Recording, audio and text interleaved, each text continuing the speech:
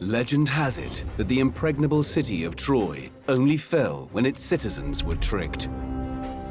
Fooled into bringing inside their gates a giant wooden horse that concealed in its belly enemy troops.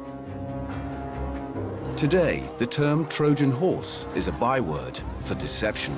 The Trojan horse is the enemy within, the gift that you shouldn't accept, the gift that really turns out to be poison. The ancient Greek poem which gave us the story is the oldest and one of the greatest in all literature. It's got everything: a beautiful heroine, sex, revenge, violence, and a tragic ending. But could this be more than just a story? Did the Trojan horse actually exist? Now experts are looking for proof that the ancient Greeks had the capacity to build such an extraordinary object. They're investigating claims that the Trojan horse was in fact a piece of revolutionary weaponry. They would have had to run a gauntlet right up to the gate. They'll test radical theories as to what caused the destruction of Troy. Was it really a marauding Greek army? They butchered every single adult male. Or could it have been a natural disaster? An earthquake will inflict a great deal of damage. This is a forensic investigation to try and finally solve the Trojan horse mystery.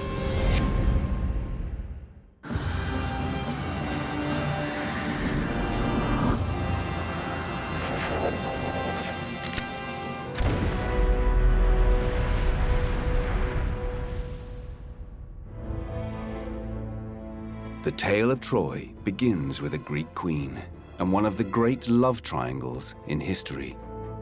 Helen of Troy, the Spartan queen whose face launched 1,000 ships, the most beautiful woman in the world, who ran away to Troy with the Trojan prince. According to the Trojans, she left willingly. According to the Greeks, she was kidnapped. The dispute over Helen is the cue for a vast Greek army to sail to war against the Trojans. It was an expedition of revenge, an expedition of loot, an expedition of glory against Troy. This story was first set down 28 centuries ago in the works of the poet Homer. He describes how after a 9-year siege, the Greeks came up with a ploy to finally crack the city's formidable defenses. The Greek army would pretend to leave, but it would leave behind a beautiful wooden horse. This is the part that the movies tend to focus on. The Trojans, to their peril, accept the horse inside the city. That night, the Greek soldiers hidden inside the horse sneak out. They open the gates, let the invading army in, and the city is wiped out.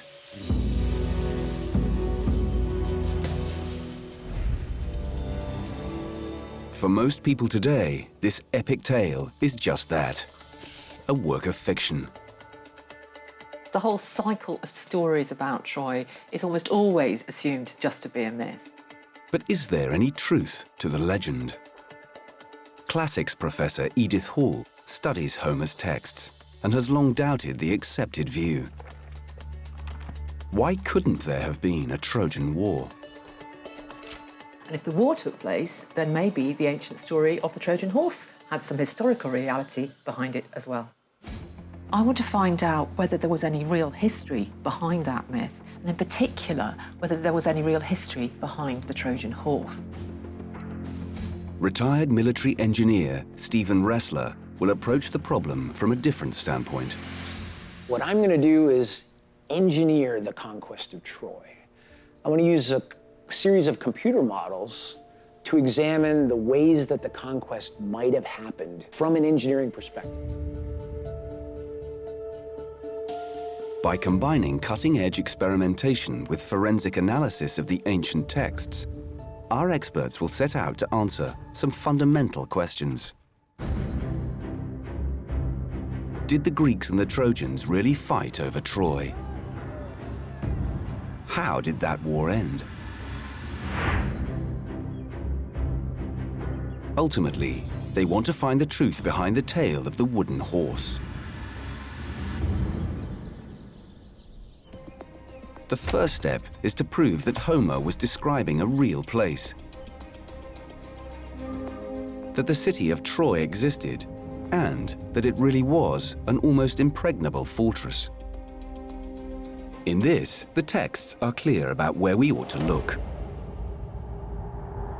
Homer's poems say that Troy stood by the Aegean Sea, that the gods could watch the battle from the mountains of Ida, and that the Greeks brought up supplies from what are now called the Dardanelles.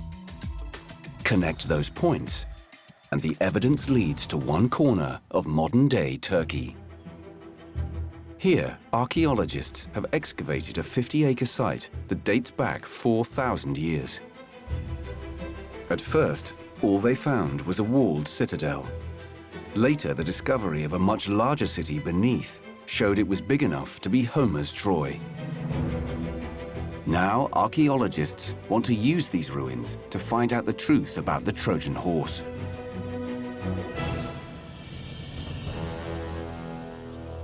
They need to establish if this could have been the location for Homer's epic.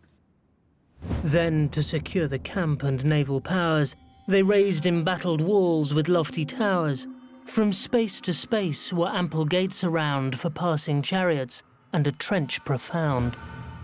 Homer describes a city whose walls could not be breached. Military historian Mark Schwartz wants to know how the real Troy was defended. He starts on the edge of its lower city. So far, very little of this vast area has been excavated. This would have been filled with houses. Lots of activity going on in the streets. You know, sort of the everyday hustle and bustle of life in a very active merchant city. For Schwartz, the task is to build a mental picture of what an attacking army would have faced as they approached. It's clear that stone walls were not the only obstacle. Okay, so this is old excavation unit, and you can see just down there, that's the remains of that fortification ditch. That was about 2 meters deep and 3 to 4 meters wide. It would have run the length of the entire lower city, about 2 kilometers around. While it may not seem impressive, that simple ditch would have been highly effective.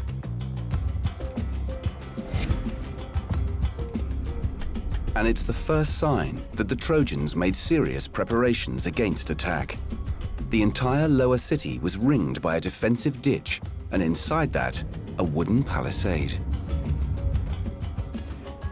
This modern storm drain has very similar dimensions.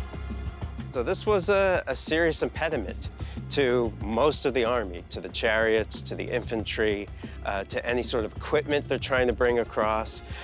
They can't just climb in and climb out. It's not that easy. In fact, it's difficult.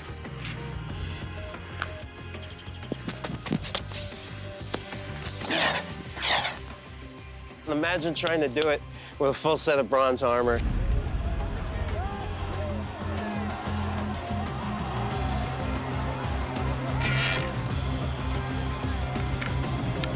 And you're being shot at. This is essentially a form of attrition.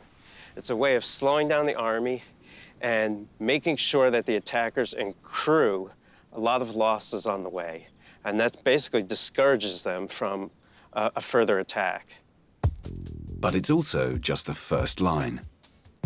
If the Greeks actually got through that line of defense, they would have the entire lower city to get through, to get up to the citadel.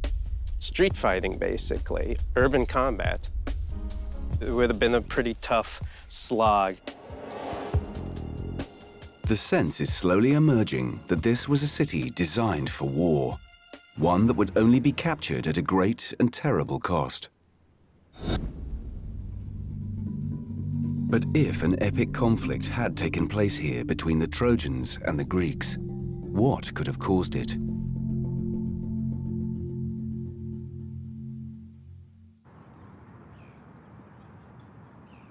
In her quest to unravel the truth behind the Trojan Horse mystery, classicist Edith Hall travels to northwest Turkey to the site of historic Troy. The stories say it was about honor, that 1,000 Greek ships came to bring back the Greek queen Helen. But could there be other, more practical reasons for an army to invade? Hall has come to see firsthand the landscapes of Homer's literature.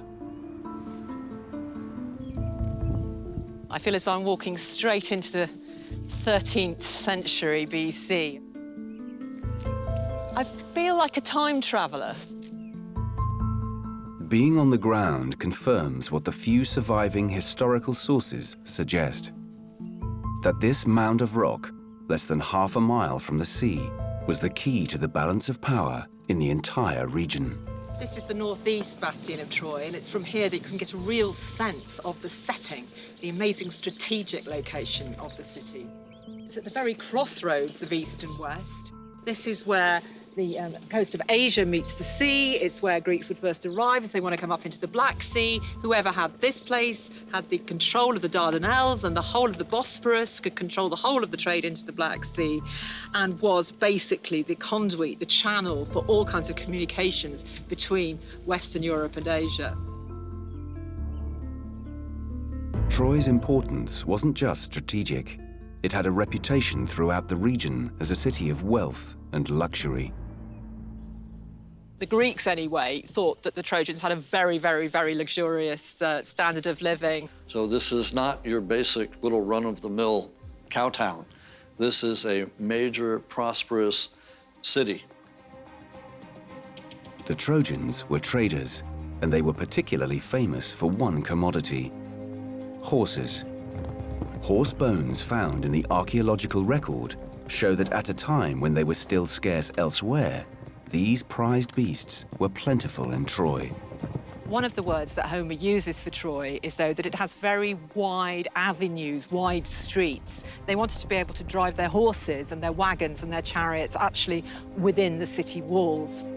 So obsessed with their horses were they. Horses were also a symbol of the power of Troy because horse breeding and horse dealing was such an important part of the Trojan economy. And in the time Homer writes about, horses had a clear military value. The horse, in the form of the chariot, was a war animal. Horses might also be a gift that one king would give to another. It would be a very high-end, very luxury item. Seen in this light, it starts to make sense that the Greeks might choose a symbolic horse to trick the Trojans. And with its wealth, trade, and vital strategic position, it's clear that Troy was worth fighting for. But what evidence is there that the city was sacked in the way Homer describes? Generations of archaeologists have scoured these ruins, trying to identify when these walls fell and what caused their collapse. What damage is simply down to time, and what is deliberate? What I want to find is evidence of destruction, such as tilted walls and things off kilter, even cracked blocks, things that wouldn't happen naturally. And in fact, this huge piece should not have this crack right through the middle. You can actually see where it's broken in half right here. In fact, there's quite a lot of little details around the site just like that. Klein consults with retired military engineer Stephen J. Ressler.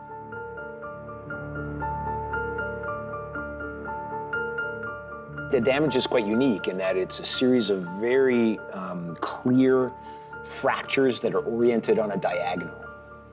But the rocks are simply fractured. They're not pulverized or broken into small pieces. This certainly does not look like the result of an attack on the walls of Troy. Whatever created this damage was a force far more powerful than any ancient weapon. Then the father of the gods thundered terribly from on high, and from beneath did Poseidon cause the vast earth to quake, and the high peaks of the mountains, and the city of the Trojans.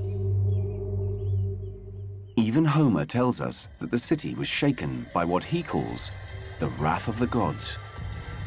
Could it be that what destroyed Troy wasn't a war at all?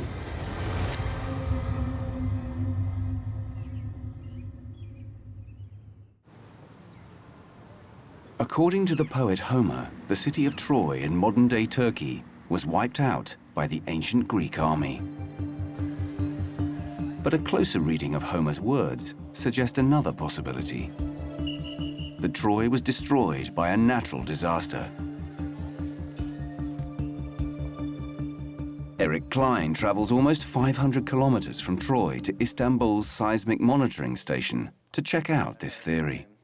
How are you? Nice to meet you. From the 19th century till now, more than 90,000 people lost their lives because of the earthquake in Turkey.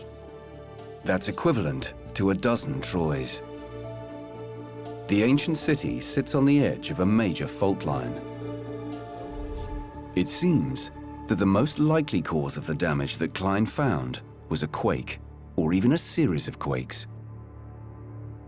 Today, we know why earthquakes take place with plate tectonics, and we know the science behind it. But in antiquity, they would have thought the gods were angry and the earth was shaking because of the gods. Even as Klein stands watching, reports come in of a new quake, originating just a few kilometers from the ancient city of Troy. There was an earthquake 1 minute and 40 seconds ago in the region of Çanakkale, right near Troy. We've just been in this area, in the region of northwest Anatolia, and we're talking about earthquakes in antiquity, and here one has happened just now in that very same location. In the end, we can surmise that there were really destructive earthquakes in the late Bronze Age, and that we should expect to find some indication of that while excavating. Seismologists agree that a series of quakes may well have hit Troy around 1300 BC. But here the mystery deepens. Homer's war took place around 1180 BC, fully 100 years after the earthquake hit Troy. And it seems that instead of fleeing, the local people flocked here and rebuilt the city, populating it more densely than ever. You've got strong masonry of the one city, the one that was destroyed, but there's almost an immediate rebuilding. But we're looking here at the end of one of the big houses of the previous city. But now we've got a new addition, which has been added after the earthquake. So obviously there were survivors, they have rebuilt, they've done new additions. Klein spots a difference in the quality of the craftsmanship. But things have changed a bit. This is not quite as nice masonry as it is in the big house. It's on a different level. The big mansions of the previous city now seem to have smaller interior party walls put in, almost as if there's 3 families living there where one family had been before. Evidence found in the rebuilt Troy suggests that its citizens were facing a new threat, not from earthquakes, but from a human enemy beyond their walls.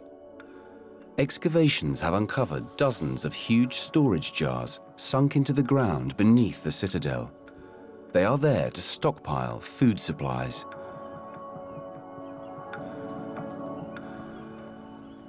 That would have enabled them to survive within the protection of the city for a longer period of time than had been the case earlier. This could all be suggestions that people are gearing up for a war. These are the actions of a people expecting to be besieged. And the defenses of Troy hold crucial clues that further the investigation. Parts of the fortification walls were thrown down by the earthquake, and so there was a need to rebuild quickly. But the walls weren't just rebuilt, they were strengthened. A new tower was added on the southeast side of the city. One of the gates leading to the citadel was blocked so that there were fewer entrances to the citadel. Each of these steps made Troy harder to take. So this is Fortress Troy.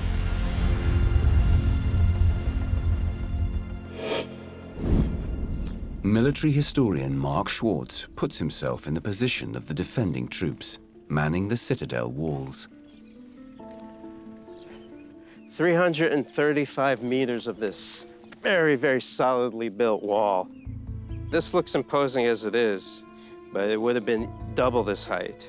And you can see it's about 4 meters wide in places. So you could actually get a number of defenders up here, hurling stones, shooting arrows, right, at anyone who's attacking the city. And they're also covering their weak places. Troy's weak points are its 3 principal gates. We know that after the earthquake, the western gate was sealed. The eastern gate was fortified with a second outer wall to funnel attackers into a narrow kill zone. Then, a large tower dominated the approach from the lower city. So what do? They have towers projecting from the wall. Defenders on top of this tower, which is a little bit higher than the wall, can shoot back while defenders on top of the wall are shooting down. And so you get any attacker right in a crossfire right there. The fortifications were clearly well thought out, but Homer is equally clear that they fell. Soon should our arms with just success be found, and Troy's proud walls lie smoking on the ground. From amongst these formidable defenses, archaeological clues have emerged to suggest that an enemy force did somehow get inside the walls. What has been found there is approximately a meter of earth, very blackened with bits of charcoal, within which some arrowheads have been found. This suggests that the city was taken, that it was burnt, that this time it was not quickly rebuilt. So clearly there was an attack. Who the attackers were has always been a question. Many see this evidence as persuasive. It matches Homer's time frame and points directly to a Greek assault. One of these arrowheads is of a type found only on the Greek mainland. The city that seems to have been destroyed by an earthquake eventually recovered. It was rebuilt. And this city seems to have been destroyed by humans. And while few bodies have been recovered from this time, to Barry Strauss, the way they were left tells a brutal story. The excavators have found an unburied male skeleton outside the door of a building on the citadel. Perhaps it was a householder trying to defend his home. Most dramatically, they found the skeleton of a 15-year-old girl buried in the lower city. And ancient people would not bury a body within the walls unless they were under very great stress. For some scholars, looking at the written evidence and the archaeology, there is a clear case to be made. That the Trojan War and the sacking of the city aren't myth, but historical fact. I'm convinced that the Greeks were at war with the residents of this part of Western Turkey all through the Bronze Age. The ancient Greeks in the 8th century BC produced an incredibly detailed account of a war that had taken place about 500 years before, rich in all kinds of detail about the Bronze Age that I don't think they could have necessarily have invented. If Homer is reliable about the Trojan War, could his story of the horse also be rooted in fact? What an extraordinary thing great Odysseus achieved in the carved horse, in which all the chieftains were sitting, waiting to bring death and fate to the Trojans. And when the Trojans pulled this carved horse into their city, the chieftains jumped out and opened the gates for the rest of the Greek army. Today, some scholars believe Homer's tale is a mythologized version of the truth.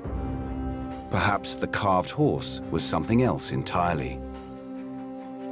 What if it wasn't a statue, but a weapon? and the downfall of Troy was brought about by a practical device, like a battering ram. Mark Schwartz looks at the feasibility of this strategy. He starts at the city gates. This is the south gate, the main gate to the citadel. Troy's gates would have been wooden and the obvious points to attack. So if the Greeks got close enough, how would a ram have worked? A battering ram is, at its simplest, it's just a big log with something sharp or heavy at the end of it. And you're just using the weight and the momentum behind this big log to get in and smash a gate such as this one. It'd be more effective if it had metal at one end, and sometimes the metal was shaped to look like a ram's head, hence giving it the name the battering ram. The theory is simple, but how does it stand up to scrutiny? I was a combat engineer specifically, and combat engineers specialize in both construction and destruction of obstacle systems. Former military engineer Stephen Ressler places himself in the position of his ancient counterparts.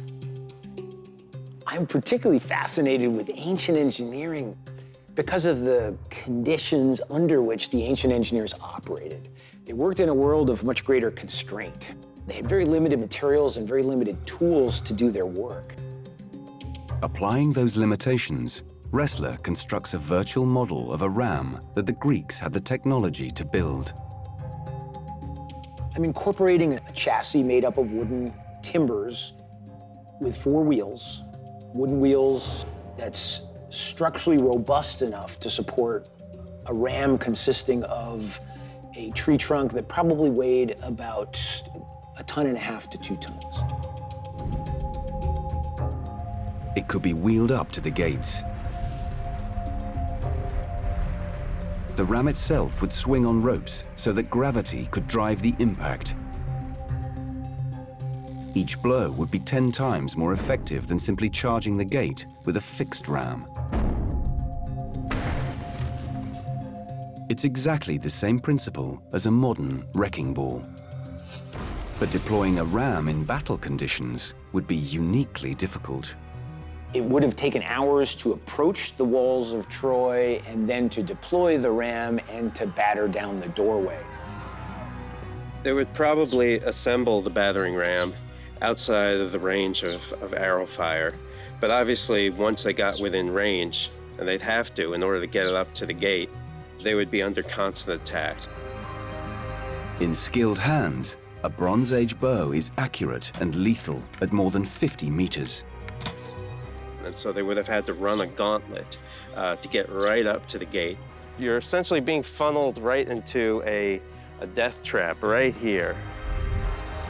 The doorway might have been knocked down in the matter of 15 minutes of continuous operation, but they would have been subjected to considerable defensive fire from the battlements above during that period of time.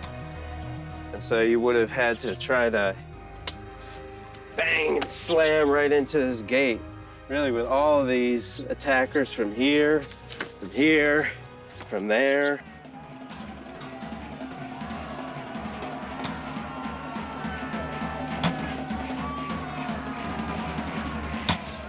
I would not like to have been in that situation at all. My suspicion is that the machine never would have had an opportunity to go into action. I think it probably would have been destroyed before it reached its target.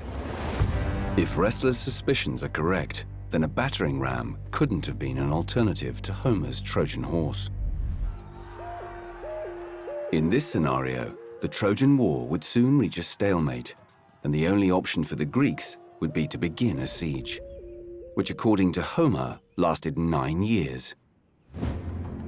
Now 9 long years of mighty Jove are run, since first the labours of this war begun. Troy's defenses were perfectly suited to withstand an assault. But how could the Trojans themselves survive a lengthy blockade? Mark Schwartz looks for evidence below the surface. So this is the ancient water system of Troy, and this was what allowed the citizens of Troy to actually survive the siege, because you can go maybe a few weeks without food, but only a few days without water. So they actually constructed this beautiful system of shafts to supply water to the citizens. Wow, that is incredible. The earth below Troy hides a natural spring. That's one of the reasons why the city stands here. Over a period of centuries, the water's flow was controlled and directed via channels, cut by hand through the bedrock. I mean, you could see the chisel marks.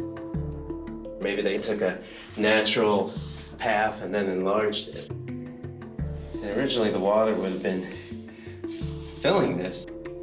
The network spreads out underneath the citadel. You can see this vertical shaft going right up to the surface.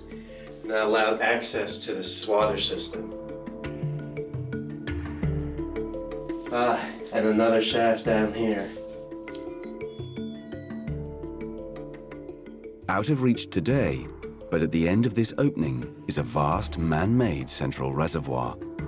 It was capable of holding more than 1 million liters of drinking water.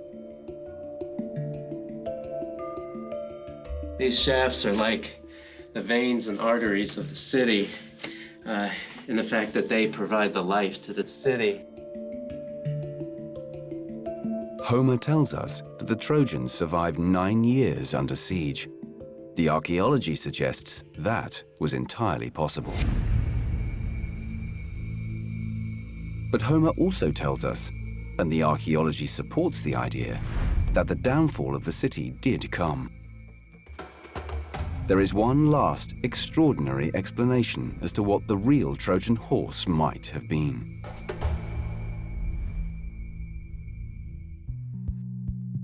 Legend has it that Greek soldiers hidden inside a wooden horse brought about the fall of Troy.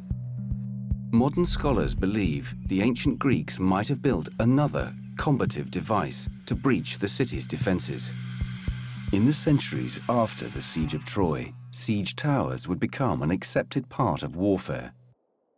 What if Homer's writings are actually a veiled description of the first time one was used? It is certainly plausible that the whole idea of a Trojan horse is a dim memory or even a metaphor for some sort of siege tower. I mean, a siege tower would have had men inside of it. It would have been covered with animal skins, and it's not such a far leap to get from a siege tower to a Trojan horse. All the historical accounts we have of these devices date from slightly later, but there's nothing in their construction that the Greeks couldn't have achieved. Well, in its simplest form, a siege tower really is nothing more than a mobile ladder that's designed to get assault troops up to the level of the enemy battlements with some level of protection. Taking Troy's fortifications into account, Ressler designs a machine. 5 stories tall, 25 tons of wood. Capable of holding 200 men, but requiring hundreds more to push and pull it into place. You can imagine the chaos that would have been a battle such as this. You would have to launch everything you had at that wall. You would have had to have your men all along here, your archers, your slingers back there, giving you covering fire, shooting at those defenders, trying to suppress their fire on you. And then you'd have to wheel slowly that tower into place. One of the best clues that such technology did exist at the time of the Trojan War is to be found in the city walls themselves. It seems clear that the Trojans were aware of siege warfare. There is no other reason to make their walls at an angle rather than straight up and down. This simple fact was a massive barrier to the siege tower's success. The wall's angled about 20 degrees here. If you think of it like this, you're actually going to have quite a bit of space between the top of the wall and the top of the siege tower. And somehow, under full fire from defenders, you're going to have to get men up that siege tower, up and over onto the wall.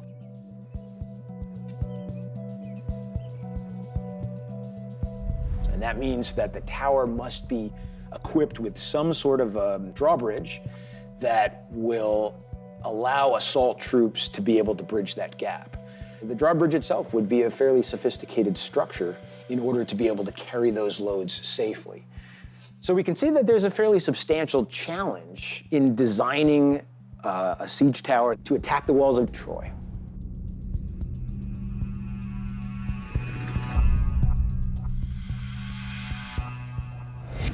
Mark Schwartz has serious doubts that it would have worked.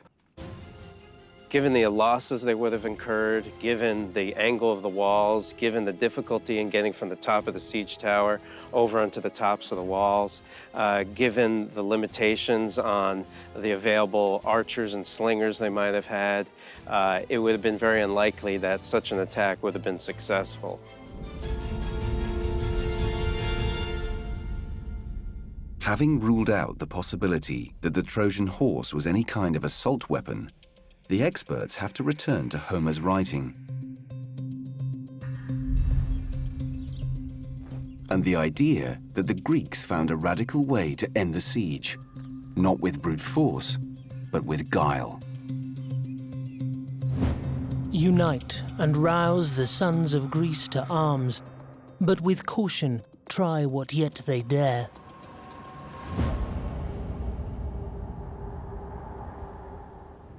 The Greeks celebrated cunning intelligence. They told each other lots of stories about trickster heroes and people who managed to steal things or win wars by tricks. The story of the Trojan horse is as plausible a history as any other speculation that scholars have come up with. Why don't we do Homer the credit of really listening to what he says? According to the stories, the ruse works like this. The Greeks assemble a group of heavily armed, hand-picked warriors. They're loaded inside a giant horse which is left outside the gates of Troy. The Greek army appears to sail away, abandoning the siege. They're actually hidden, shielded from view by an island just off the shore. What follows has been represented countless times in story, art, and film. The horse is taken inside the gates, and the Trojans let their guard down as they celebrate the war's apparent end. The Greek soldiers inside the horse sneak out and throw open the city gates.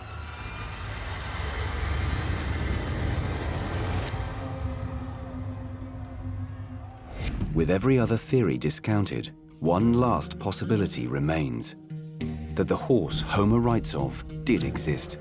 But how plausible is this scenario? First, why a horse? Perhaps the animal's connection with Troy made it a logical choice. It would have been a fine symbol that the Greeks had left, because the horse was one of the symbols of Troy.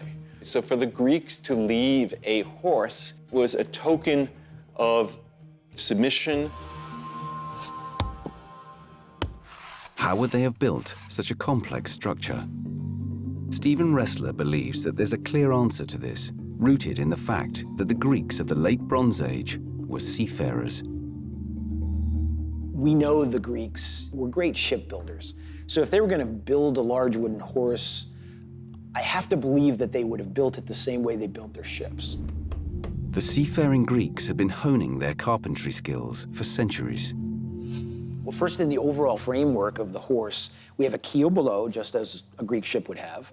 We have the prow, which corresponds to the prow of a ship. We have a stern post corresponding to the stern post of the ship. The body of the horse very closely resembles the hull of a ship. And I truly believe that's the way it would have been put together. It had to be able to carry fairly substantial loads. Those loads being a number of armed troops. But just how many warriors might there be?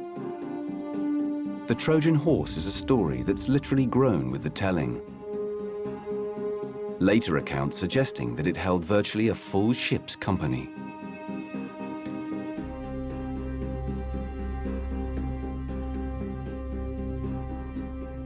From the mythology, the most common number we hear is 30. So let's start by assuming there were 30 men inside the horse's belly. A warrior in full armor would require more than 2 cubic meters of space. Here's my model of a single man seated, and in order to investigate how much space 30 of them would require, all I have to do is copy him 29 times. They can be arranged in a number of ways, some more efficient than others. And so we can look at an alternate arrangement of men seated in 2 groupings, one above the other inside the belly of the horse. And in this case, it's a considerably more efficient arrangement. Not only can we fit 30 in, we can actually fit 40. The result is a massive structure, the enormous statue beloved of Hollywood. If I take this model and scale it up to meet the proportions of a full horse, it turns out that the height of the Trojan horse would need to be a little bit over 10 meters tall. That's equivalent to the height of the walls of Troy themselves. And indeed, a horse that large would have weighed upwards of 30 metric tons. Clearly, a smaller horse would be more practical. And for the trick to work, the Greeks only needed to conceal enough men to open the gates. I think 9 elite warriors inside the horse constitutes a strike force that was entirely adequate to their mission, which was simply to get the gates of the city open. With that in mind, he adjusts his model. It would need to be small enough to appear unthreatening. The horse is actually quite modest in size. In fact, I suggest that if you were a Trojan, you might actually be surprised that it could conceal 9 men inside. It's a little over 4 meters tall and less than 2 meters wide. I've designed my Trojan horse to be small enough to fit inside the south gate of Troy. Homer tells us they used a Trojan horse to get in by hiding their men inside this huge wooden animal. Could the Greeks really have tricked their way in like this? I frankly would be surprised if the Trojans would fall for that. At the very least, I would want to knock and say, anybody there? How plausible is it? That's difficult to say. But the idea of getting forces, infiltrating forces in the city in order to gain access to the gate and open it to the rest of the army is plausible. We can imagine that there was a debate. Do you think the Greeks have really gone? Do you trust the Greeks or not? Another group, though, said, no, this is a gift from the gods and that we ought to take it in and welcome it. What follows in Homer is that the horse does go through the gate, and the siege reaches its bloody end.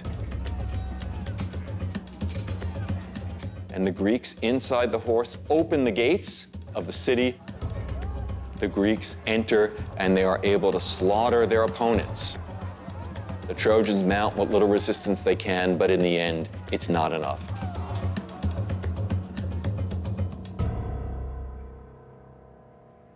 The Greeks finally, after all this time, take Troy, kill its royalty, and sack the city. The scale of the brutality that was needed to take a city of this size and sophistication was breathtaking. Homer's description of the sacking of Troy is very graphic and very violent. It comes in the mouth of Priam, the king of Troy, who actually foretells his daughters being raped, his sons being put to the sword, the little children being thrown off the walls of Troy, the whole place gutted. By the end of the day, there would have been nothing left of Troy but a smoking ruin. Homer's Troy fell more than 3,000 years ago. As the ancient city has been covered with physical layers of stone and earth, so a chain of real events has been obscured by layers of myth-making. And yet it's hard to reject the entire story as a fiction. In my opinion, the Trojan War took place. I think Troy was a wealthy city. I think it took quite a while to capture. We know that the walls of Troy would frustrate almost any attack. They tried one thing after another. In the end, they had no choice but to try deception. Any assault would have required men and resources far beyond what was available, while the Trojans, for their part, appear to have been ready to withstand a long siege. Having taken all of these scenarios into account, the essential truth of the Trojan Horse story, a trick, a cunning act of deception, may look like the most plausible answer. Of course, we start out by saying, this can't possibly be true. It's so simple-minded. And yet, sometimes simple-minded things turn out to be true. Homer tells us that the stalemate in the war could only be broken with the Trojan horse.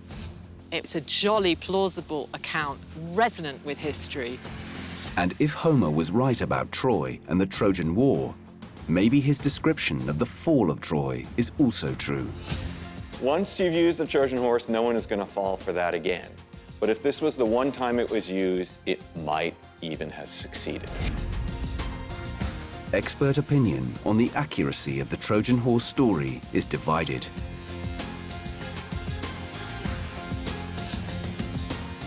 But the fact that it's now legendary doesn't mean it's just a legend.